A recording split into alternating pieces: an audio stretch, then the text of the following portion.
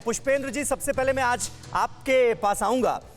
क्या कहेंगे पुलवामा, इसका नाम हम जब जब सुनते हैं, या तो पुलवामा में एनकाउंटर चल रहा है, पुलवामा में आतंकियों ने इस घटना को अंजाम दे दिया। आज ये खूबसूरत तस्वीरें जो पुलवामा से सामने आ रही हैं और जिस तरह से जम्मू कश्मीर के युवाओं का रुख नजर आ रहा है, हॉकी ग्राउंड बन रहा है, विकास की ओर अग्रसर नजर आ रहा है जम्मू कश्मीर। आपके हिसाब से 2 साल में क्या क्या कुछ बदला, कितना बदल गया कश्मीर?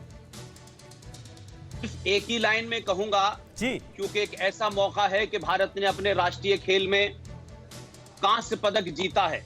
आपने कश्मीर के संदर्भ में जब ये बात कही तो याद कीजिए वो दिन जब जम्मू कश्मीर के श्रीनगर में एनआईटी जो कैंपस था, पाकिस्तान के हारने के बाद भारतीय छात्रों ने जिस तरीके से वहां पूरे कैंपस में झंडों को लेकर के चक्कर लगाए, उत्साह मनाया, खुशी मनाई, और उस वक्त की मोहतरमा चीफ मिनिस्टर जिनके पास होम मिनिस्ट्री थी, मुझे याद है कि किस बर्बरता के साथ लाठी चार्ज करके उन छात्रों को मारा गया।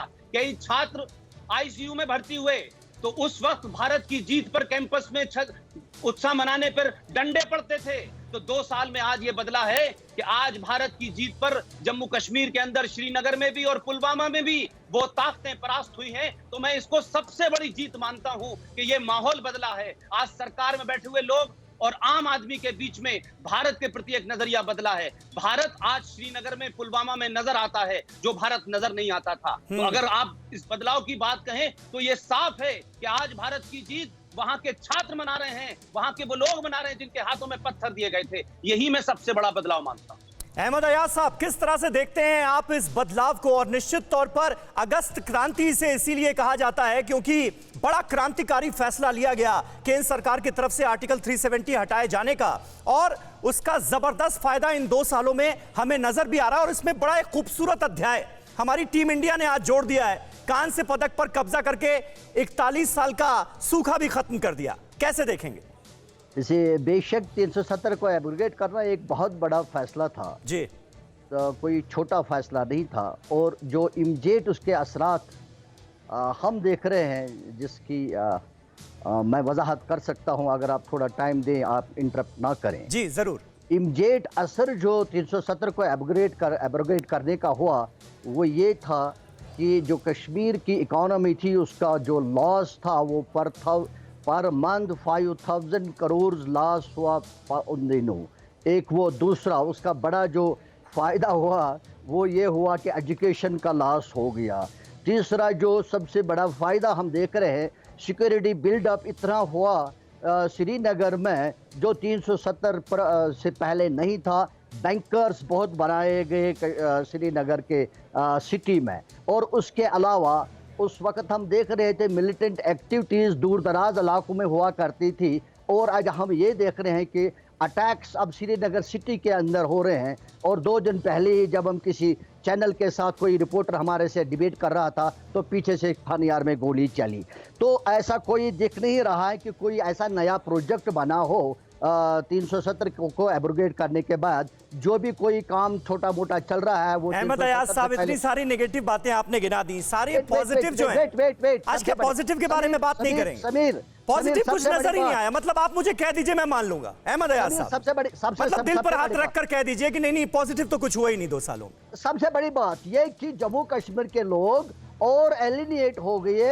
वो पहले से ही एलिनेट थे लेकिन और एलिनेट हो गए। और दूसरी बड़ी बात, जो एक वादा किया गया था कि कश्मीरी पंडित उसको वापस लाया जाएगा, अपने घरों में बसाया जाएगा, वो मुझे लगता है सबसे बड़ी उपलब्धियां हैं 370 के एब्रोगेट होने के बाद। अयाज साहब, अच्छा ये बताइए कि इसी जम्मू कश्मीर में, इसी श्रीनगर में बड़े बड़े नेता खुलेआम सीना चौड़ा करके कहते थे ना कि आर्टिकल 370 अगर हटा दिया गया तो कोई तिरंगा उठाने वाला नहीं बचेगा, कोई तिरंगे को कंधा देने वाला नहीं बचेगा। आज आप देखिए टीम इंडिया जीती है टोक्यो में, कश्मीर में क्या जश्न मनाया जा रहा है, किस तरह से तिरंगे लहरा रहे हैं। समीर अब्बास, आपको पता होना चाहिए था 4 अगस्त को ही रात को यहाँ इतनी रिस्ट्रिक्शन हो गई कि किसी को बाहर जाने की इजाजत नहीं दी गई। यहाँ की चीफ मिनिस्टर्स को भी अंदर कर दिया। किसी को बाहर जाने की अच्छा, इजाजत ठीक है। नहीं थी, एयरपोर्ट जाना मुश्किल हो गया। और मैं खुद उस वक्त कश्मीर में था, बड़ी मुश्किल से मैं बाहर निकला 3 दिन के बाद और एयरपोर्ट पहुंच गया सुबह 6 बजे। तो बाहर कौन निकलता था और जश्न नहीं मनाता। और जहां तक आपके आज के जश्न की बात कर रहे हो, ये कुछ चंद लोग हैं, हम मान लेते हैं, जो बीजेपी ने तैयार किए हैं इन दिनों, ये कुछ चंद लोग हैं। अगर आप लाल चौक में खड़ा हो जाओगे और देख लो, मतलब आप सारे के सारे कश्मीरियों को बीजेपी वाले बता रहे हैं क्या?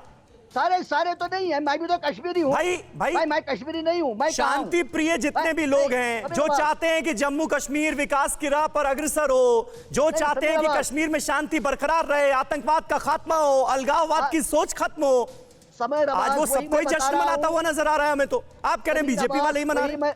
वही मैं बता रहा हूँ कि एक बहुत बड़ा जो हमको लग रहा था फैसला, पुष्पेंद्र जी कुछ कह रहे हैं, यहाँ जो अमन कायम होगा, ये हमारे को लग रहा था कि जैसे बीजेपी ने उस वक्त प्रॉमिस किया, अमन हो जाएगा, मिलिटेंसी खत्म हो जाएगी, करप्शन खत्म हो जाएगा, डेवलपमेंट हो जाएगा। मुझे कोई एक दो गिनाए कि कौन से डेवलपमेंट के प्रोजेक्ट है। और अभी जो क्रॉस फायरिंग बॉर्डर्स पर हो रही थी, वो भी बातचीत के जरिए ही बंद। ठीक है पुष्पेंद्र जी, एक छोटा सा जवाब, उसके बाद मैं मोहित मल्होत्रा का भी रुख करूंगा, क्योंकि इस वक्त पंजाब से भी बड़ी जश्न की शानदार तस्वीरें सामने आ रही हैं हॉकी की टीम की शानदार कामयाबी के बाद। पुष्पेंद्र जी जल्दी से। समीर भाई, ये जो चेहरे हैं, ये कहेंगे कि बीजेपी के कुछ लोगों से आगे बढ़ा के कर दिए। वो लोग हैं जिन्हें हथेली पे राई को उगाना चाहते हैं।